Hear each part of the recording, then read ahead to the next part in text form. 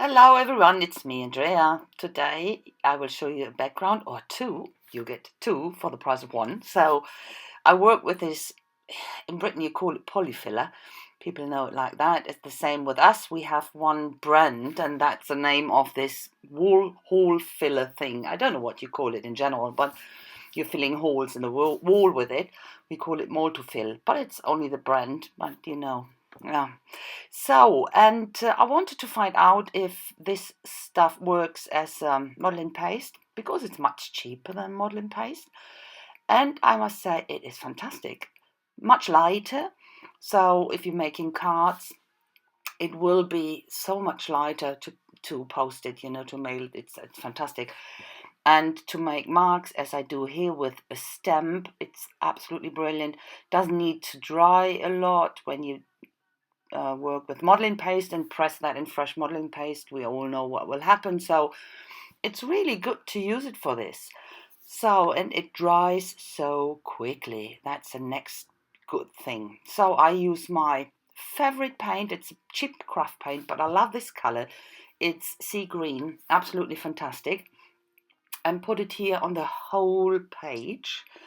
I have to go over a few layers because there are because of the texture, you have a lot of white spaces left. So, and this is the second one. I didn't fill up the whole page, as you can see here, and I used the same stamp to make marks and go over this one with gesso first.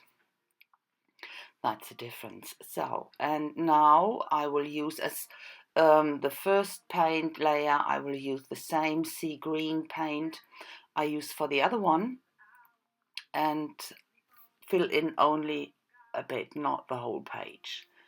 So this is the first one again. I use a very dry brush and black acrylic paint and go lightly over that raised area so that I will stress out this patterns. And the other one I get with grey acrylic paint over with my fingers lightly over the pattern, and you get out this pattern much better with that.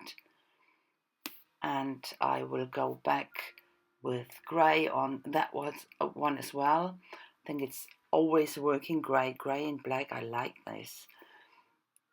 So that's the first bit I show you. I will go on with more stuff later.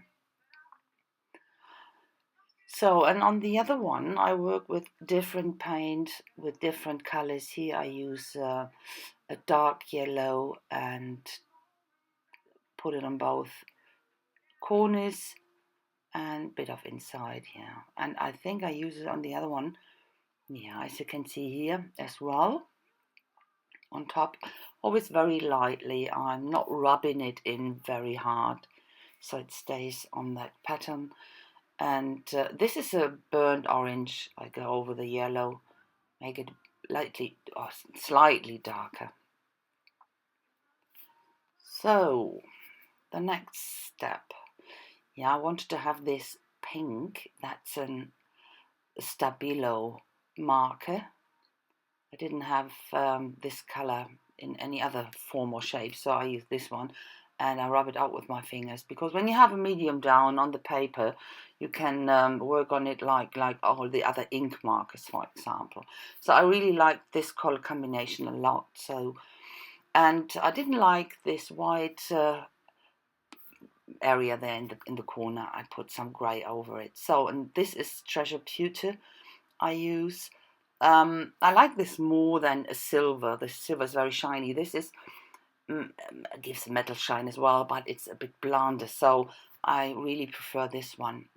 I put it on slightly again with my fingers, go on these raised areas, and I left that to dry a bit, only a tiny bit. You don't need to wait long for that.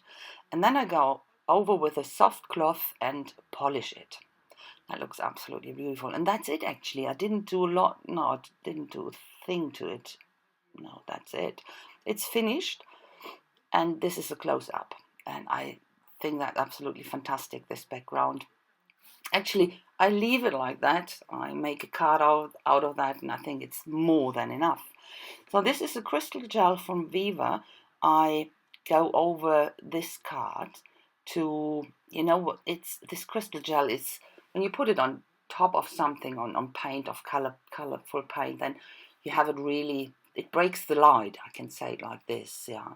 So you can see me doing the first one, making a card, and I decided really against it to put a focal point on it, because I think that's more than enough to have it as a card. So with this one, I didn't want to leave it as one piece because I thought it didn't work.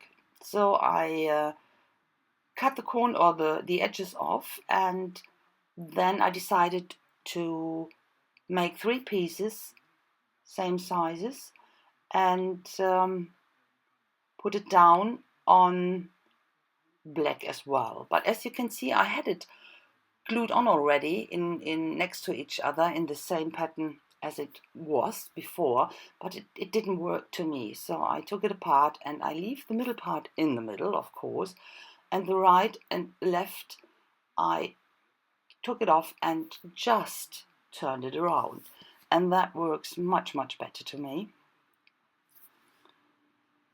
And that's a little trick I do always. I glue something down, and then afterwards I cut it to have equal edges, you know. Oh yeah, I think it's much easier to do it in this way.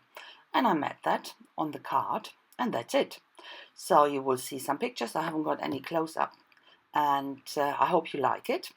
If you like it, give me this thumb up, and I hope I will see you with my next project. So thanks for watching, guys. See you then. Have a nice time. Bye bye.